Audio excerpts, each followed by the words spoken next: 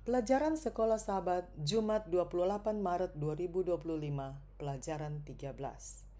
Untuk pendalaman minggu ini, disarankan untuk membaca buku Alfa dan Omega Jilid 6 halaman 274 sampai 280, atau buku itu juga dikenal dengan Kerinduan Segala Zaman Jilid 2 dengan judul Salah Seorang dari Saudaraku Yang Paling Hina Ini.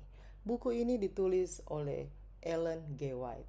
Dan untuk link videonya saya taruh di bagian akhir dari video ini dan ada juga di bagian deskripsi untuk lebih mudah diklik. Kita lanjut. Mereka yang melayani orang lain akan dilayani oleh Gembala Agung. Mereka sendiri akan meminum dari air hidup dan akan dipuaskan. Mereka tidak akan merindukan kepelesiran yang menggiurkan atau suatu perubahan dalam hidup mereka. Pokok perhatian yang besar adalah bagaimana menyelamatkan jiwa-jiwa yang hampir binasa. Hubungan sosial akan menguntungkan. Kasih penebus akan menyatukan hati. Bila kita menyadari bahwa kitalah pekerja bersama-sama dengan Allah, janjinya tidak akan diucapkan dengan sikap acuh tak acuh. Janji-janji ini akan berkobar di hati kita dan menyala di bibir kita. Kepada Musa yang dipanggil untuk melayani bangsa yang bodoh, tidak berdisiplin dan memberontak, Allah memberikan janji. Aku sendiri hendak membimbing engkau dan memberikan ketentraman kepadamu. Dan dia berfirman, bukankah aku akan menyertai engkau? Keluaran 33 ayat 14, pasal 3 ayat 12.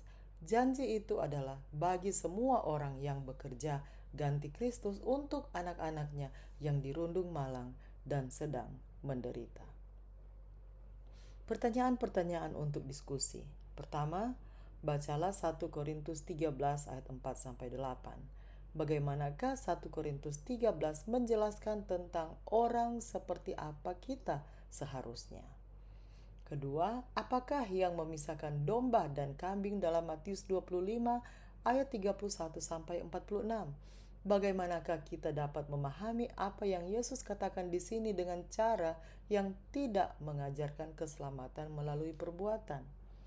Ketiga, apakah artinya bagi Anda bahwa ketika kita mengasihi dunia sebagaimana Ia mengasihinya, maka bagi kita misinya telah terlaksana?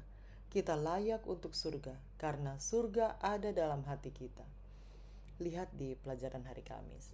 Apakah yang diungkapkan di sini mengenai sifat Allah dan sifat surga itu sendiri? Bagaimanakah kita dalam hal ini bisa hidup lebih seperti warga surga di sini dalam hal menyebarkan kasih Allah dengan cara yang membawa terang dan keadilan bagi mereka yang tertindas?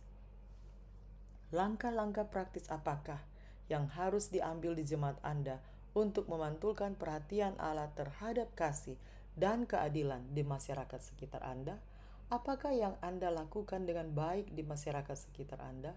Apakah yang perlu Anda lebih tingkatkan dan fokuskan? Langkah nyata apakah yang dapat Anda ambil secara individu dan secara bersama-sama untuk bertindak berdasarkan apa yang telah kita pelajari tentang kasih dan keadilan Allah? Demikianlah bacaan pelajaran Sekolah Sahabat Jumat 28 Maret 2025, pelajaran ke-13. Sampai bertemu di bacaan pelajaran Sekolah Sahabat hari berikutnya. Tuhan memberkati.